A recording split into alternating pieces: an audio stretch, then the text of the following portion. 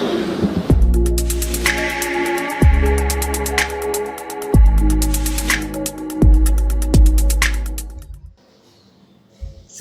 warahmatullahi wabarakatuh. Hi, hello, my students, Namira Senior High School. How is it going? Welcome back to our channel SMA Namira Official Video. Stay tuned on me, Ridwan, as your mathematics teacher. We are getting the 7th meeting, and the topic that we learn for today is about selang kemonotonan fungsi trigonometri. Okay, before we start to study, let us start to pray.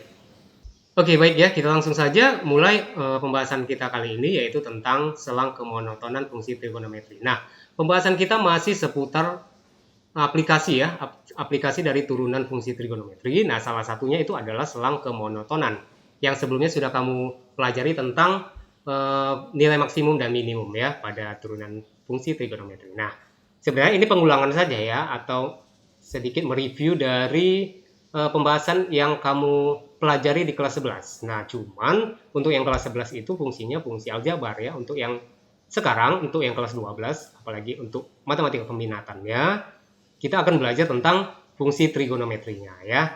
Nah, jadi apa itu selang kemonotonan fungsi trigonometri? Let's check it out. Oke ya, kita langsung saja mulai.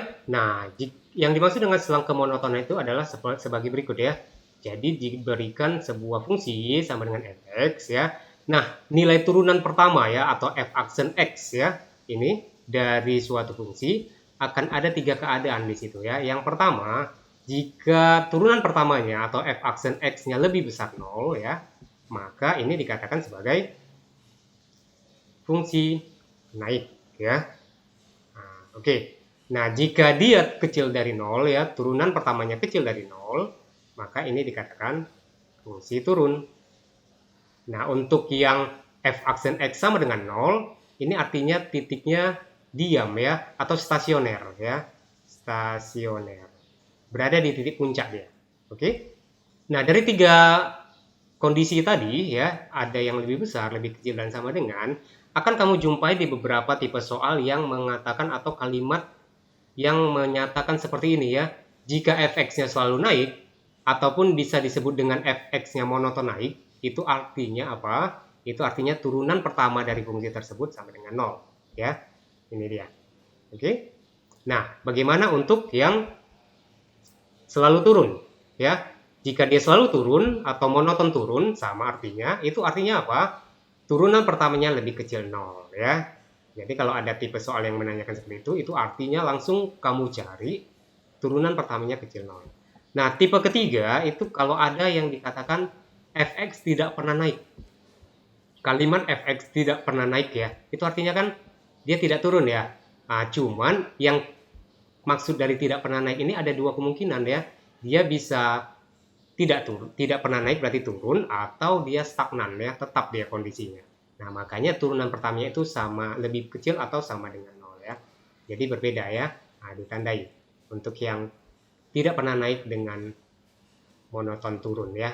Kurang lebih sama, tapi dia ada 2 keadaan di situ. Nah, yang satu lagi itu adalah fx-nya tidak pernah turun. Nah, kalau tidak pernah turun berarti selalu naik ya. Nah, cuman di sini kondisinya ada 2 seperti yang saya bilang sebelumnya. Dia bisa naik ataupun bisa stagnan ya, atau tetap kondisinya. Nah, maka turunan pertamanya itu lebih besar atau sama. Oke, bisa ya. Nah, dari keempat tipe ini bisa kamu kenali dengan mencari turunan pertama. Jadi selang kemonotonan itu hanya mencari turunan pertama dari fungsi tersebut ya. Oke, supaya lebih paham kita akan bahas soal-soalnya. Perhatikan contoh soal berikut. Oke, kita masuk ke contohnya. Tentukan selang di mana fungsi fx itu adalah monoton naik. Nah, kata kuncinya apa di sini?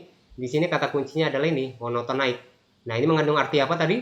Bahwasannya turunan pertama dari fungsinya itu lebih besar 0, naik ya. Oke, kita langsung saja cari solusinya. Pertama kita tulis dulu fx sama dengan x pangkat 3 dikurang 6x kuadrat tambah 9x tambah 10 ya. Kita cari turunan pertamanya. Turunan pertamanya itu adalah f aksen x sama dengan 3x kuadrat dikurang 12x tambah 9. Lebih besar 0 ya syaratnya. Oke, supaya lebih sederhana kita bagi 3 aja ya, biar lebih kecil atau sederhana angkanya. X kuadrat dikurang 4X tambah 3 besar 0. Oke, langsung kita faktorkan. Nah, ini harus sudah mahir ya memfaktorkan ya sebuah persamaan kuadrat. Nah, berarti berapa di sini? Ini X, sini X ya. Kemudian sini 1, sini 3 ya. Perkalian yang menghasilkan 3 itu 1 dan 3. Oke. Nah, tanda min. Oke, di sini kita buat pembuat nol fungsinya ya. X sama dengan 1 atau X sama dengan 3 ya. Di sini sebagai absis stasioner namanya ya, boleh istilahnya ya, stasioner. Jadi di titik inilah fungsi ataupun ininya ya, gambarnya itu tidak naik maupun tidak turun, tetap dia stagnan ya. Oke, di titik 1 dan 3-nya. Nah, selanjutnya apa? Kita carilah selang dari fungsi tersebut ya, atau grafik tersebut berada di mana dia monotonnya.